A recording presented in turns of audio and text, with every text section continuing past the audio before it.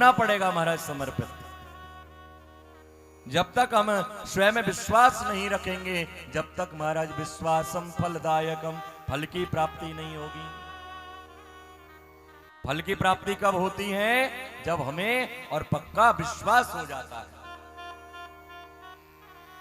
व्यास जी महाराज ने कहा कि राजन, श्री कृष्ण ने अवतार क्यों लिया? अब देखो, ये भी भगवती का विलक्षण चरित्र है। अगर आप लोग सोच रहे हो ना कि पंडित जी तो देवी भागवत में भगवान कृष्ण की कथा कह रहे हैं, हा? तो मैंने आपको पहले ही कहा था कि शिव के बिना विष्णु नहीं, विष्णु के बिना शिव नहीं, लेकिन मां भगवती परा अंबा के बिना ये कोई भी नहीं। हा? सारे जो देवता हैं, सारी जो प्रकृति है, वो सबके सब और मां भगवती की आज्ञा का पालन करते हैं। और भगवान जब कृष्ण का अवतार लेकर के आए तो मां भगवती की आज्ञा का पालन करने के लिए आए। मां भगवती ने आदेश दिया कि हे विष्णु, तुम जाओ और जाकर के और वसुदेव के पुत्र बनो। तभी भगवान अवतार लेकर के आए। इसके पीछे भी एक कथा है जो मैं आपको बता रहा हूं। एक समय की बात है सज्जनों, ये जो पृथ्वी है ना, ये पृथ्वी असुर राजाओं के भार से, और जब बहुत दुखी होने लगी, बहुत पीड़ित होने लगी, तो पृथ्वी मैया ने किसका रूप ले लिया? गाय का रूप ले लिया। और गाय का रूप लेकर के महाराज जब इंद्र के पास में स्वर्ग में गई, और वहां पर महाराज बड़ी दुर्बल हो गई जाकर के, तो उसने बहुत दिनों से, क्योंकि चारा नहीं खाया, पानी नहीं पिया, आज उस गौ माता के नेत्रों से और महाराज आंसू निकलने लगे, आंसू बहने लगे।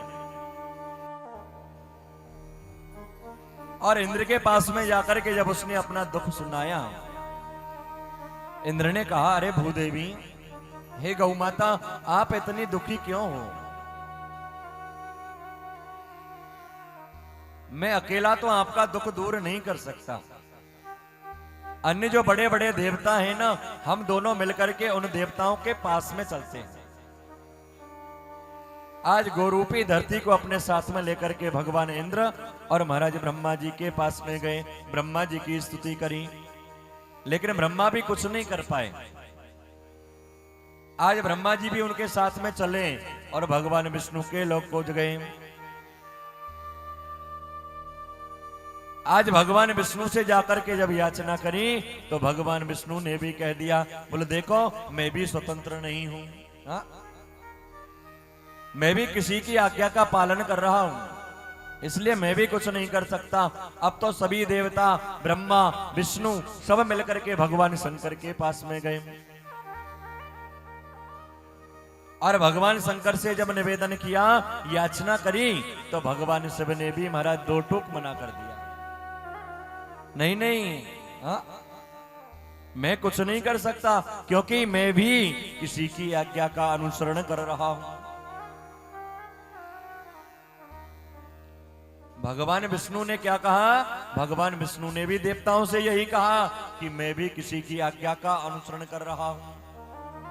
अगर मैं किसी की आज्ञा का पालन नहीं करता तो मैं क्यों जाकर के सूकर बनता?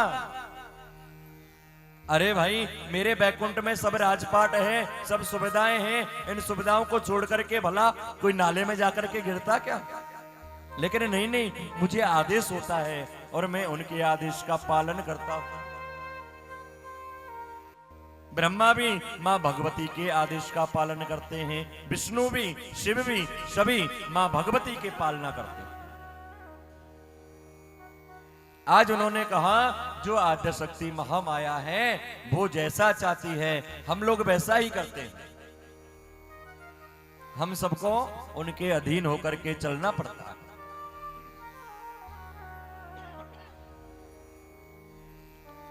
और इसलिए हम सबको मिलकर के कहां पर चलना चाहिए? उसी मां भगवती की पास में चलना चाहिए, उसी मां भगवती की स्तुति करना चाहिए। आज ब्रह्मा विष्णु, शिव, इंद्र इत्यादि सभी देवता महाराज, भगवान विष्णु ने यह भी कहा सज्जनों, बोले अगर मैं स्वतंत्र होता, अगर मैं किसी आज्ञा का अनुसरण नहीं करता, तो मैं जब राम का अवतार लेकर के गया तो महाराज वन वन क्यों भटकता, अपनी पत्नी के वियोग में क्यों दर दर की ठोकरें खाता फिरता। लेकिन नहीं, हम लोग स्वतंत्र नहीं हैं। तो आज व्यास जी महाराज ने कह दिया महाराज कि ब्रह्मा से विष्णु और विष्णु से शिव, ये सभी जो देवता हैं ये भगवती की माया से मोहित होने के कारण और उस परम तत्व को नहीं समझ सकते।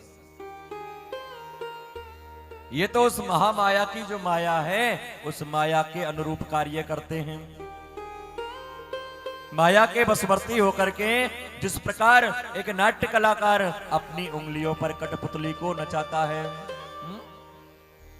उसी प्रकार महामाई अपनी उंगलियों के इशारे पर इन सभी देवताओं को नचाती है। तो सर्वश्रेष्ठ कौन हुई? मां भगवती जगत जननी। महाराज जितनी भी प्रकृति का हम लोग दर्शन करते हैं, जितने भी हरे भरे वृक्ष हम लोग देखते हैं, जितनी भी नदियां, जितने भी समुद्र, जितने भी तालाब, जितने भी पशु पक्षी जीव जंतु, ये सब उस महामाई की प्रेरणा से और प्रेरित होते हैं। आज सभी देवता एक ऐसे स्थान पर एकाग्र चित होकर के विराजमान हुए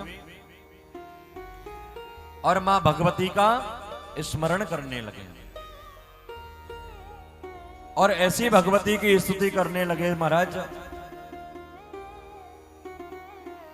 आज सभी देवताओं ने मां भगवती को स्मरण में किया, उनको पुकारने लगे, हे मां भगवती, हे मां परा अंबा। अब हम लोग बड़े धर्म संकट में पड़ गए हैं और ये जो पृथ्वी है जो गाय का रूप लेकर के आई है ये बड़ी दुखी है और पृथ्वी पर भार बढ़ रहा है, पाप बढ़ रहा है। इसलिए पाप की निवृत्ति के लिए आज सभी देवताओं ने मिलकर के और महाराज उधर स्तुति को करना आरंभ किया। बोली जगदम्बे मात की। देखो मैया की कृपा हो रही है, इत्र का छिड़काव हो रहा है। हाँ, लेकिन जयकारा तुम लोग लगाते नहीं हो और भजन में ताली बजाते नहीं हो। वो कभी फुर्सत हो तो जगदम्बे निर्धन के घर भी आ जाना। कभी फुर्सत हो तो जगदम्बे निर्धन के घर भी आ जाना। जो रूखा सूखा मिला हमें कभी उसका भोग लगा जाना। जो रूखा सूखा दिया हमें कभी इसका भोग लगा जाना। कभी फुर्सत हो तो जगदम्बे निर्धन के घर भी आ जाना। कभी फुर्सत हो तो जगदम्बे निर्धन के घर भी आ जाना। कौन कौन बुलाना चाहता है मां भगवती को? ऐसे बुलाने से थोड़ी आएगी। हाँ, थोड़ा जोर से बुलाओगे तो ही आएगी।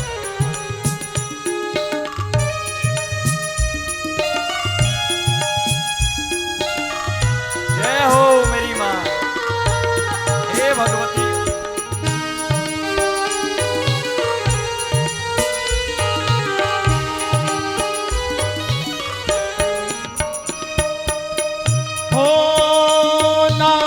छतर बना सका सोने का, ना चुनरी पर मेरे तारों जड़ी हो।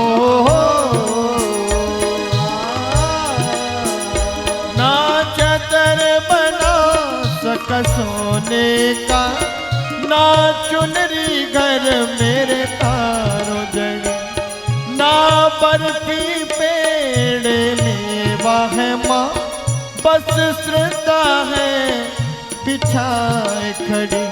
इस श्रेष्ठता की रख लो लाज है माँ, इस अर्जी को ना ठुकराना।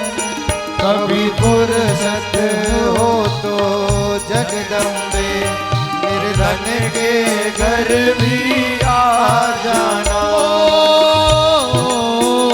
कभी फुर्सत हो तो जगदम्बे निर्धन के घर भी आ जाना।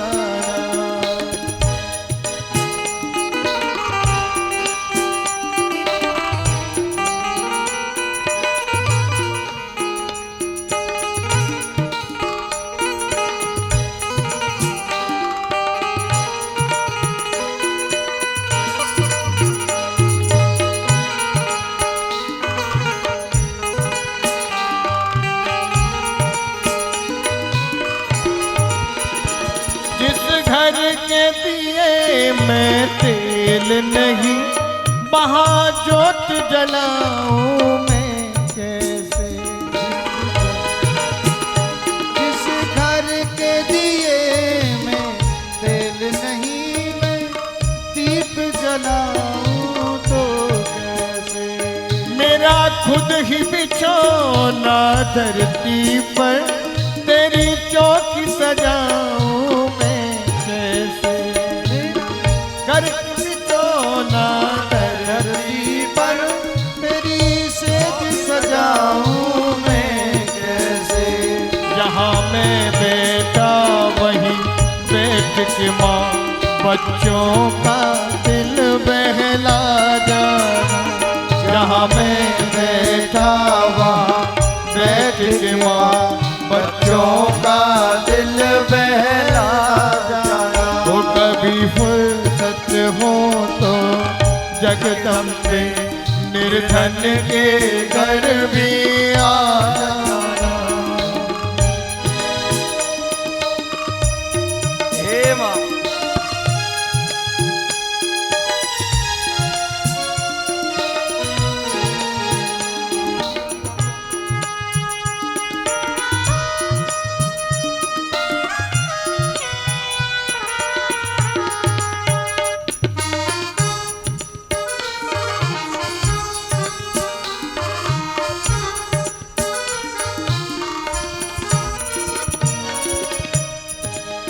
वो तू भाग्य बनाने वाली है, और मैं तकदीर का मारा हूँ। तू भाग्य बनाने वाली है माँ, मैं तकदीर का मारा हूँ। ये जाति संभालो भिखारी को, आके तेरी आँख का तारा हूँ। हे दाती संभालो भिखारी को, मैं तेरी आँख का तारा हूँ। मैं दोषी तू निर्दोष है माँ, निर्दोषों को तू भुला जाना। मैं दोषी तू निर्दोष है माँ, मेरे दोषों को भी भुला जाना। कभी फुर्सत हो तो जगदम्बे निर्धन के घर भी आ जाना। दोनों हाथों से ताली बजाते हुए। ओ कभी फुर्सत हो तो जगदम्बे निर्धन के घर भी आ जाना। जो रूखा सूखा दिया हमें, कभी उसका भोग लगा जाना। जो रूखा सूखा दिया हमें, कभी इसका भोग लगा जाना। कभी फुर्सत हो तो जगदम्बे निर्धन के घर भी